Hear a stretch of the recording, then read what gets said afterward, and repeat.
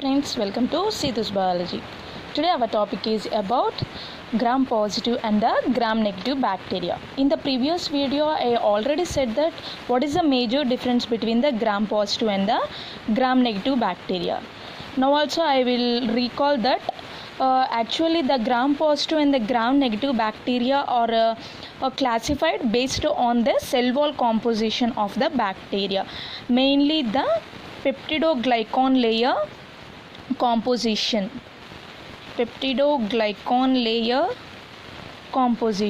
In the gram positive bacteria, the peptidoglycan layer composition is in the high amount.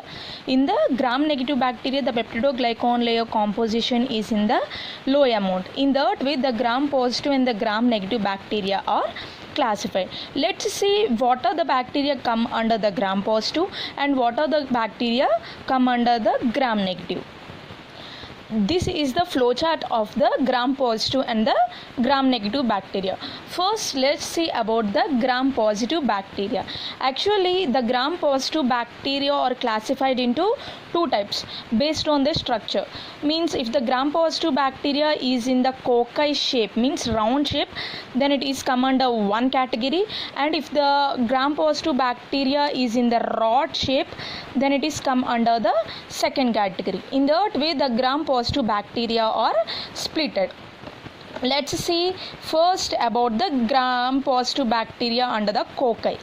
Again, the cocci gram positive bacteria are splitted into two types based on their oxygen content where they have to live. Means one category is aerobic or the facultative anaerobe. Means this type of bacteria only live in the presence or the absence of oxygen. Means they can tolerate the both conditions. That is come under the one category. And next category goes to the anaerobes. Means this type of bacteria only live in the absence of the oxygen only. They cannot tolerate even the little amount of the oxygen also. That is come under the anaerobic bacteria. Let's see what are the bacteria come under the aerobic and the facultative anaerobes. Staphylococci is the gram positive cocci, come under the aerobic and the facultative anaerobe. Streptococcus and the enterococcus. These are the three bacteria which are able to live in the aerobic and facultative anaerobic conditions. Let's see with the anaerobes. Peptostreptococci is a bacteria which is only able to live in the absence of the oxygen only. These are the gram positive bacteria which are in the cocci shape. Let's see the gram positive bacteria which are in the rod shape. The first category is the aerobic and the facultative anaerobic. I already said that these are the bacteria which are capable to live in the presence or in the absence of the oxygen. They can tolerate the both conditions. The bacteria are Corynebacterium, Listeria, Lactobacillus, Nocardia, Mycobacterium, Bacillus. Next go to the anaerobe. Means this bacteria only live in the absence of the oxygen. They cannot tolerate even the little amount of the oxygen also. Those bacteria are Actinomycetes and the Clostridium. These are the gram positive bacteria. One is in the cocci shape and another one is the rod shape. Let's go to the gram negative bacteria. Gram negative bacteria is also splitted into the three categories based on the shape. One is a cocci, another one is a rod, and another one is a spirochete. Cocci means is in the rod shape, and rod is in the rod shape, and the spirochetes are in the spiral shape. In this way, the gram negative bacteria are splitted. First, in the cocci, the bacteria which are going to live in the presence of oxygen, that is a Neisseria. This is one of the aerobic bacteria in the gram negative. Which is in the cocci shape. Let's go to the rod. The bacteria which are taking the rod shape.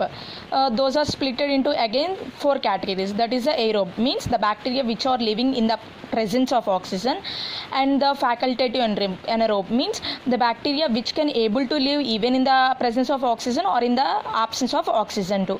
And next anaerobic means the bacteria which can able to live only in the absence of oxygen.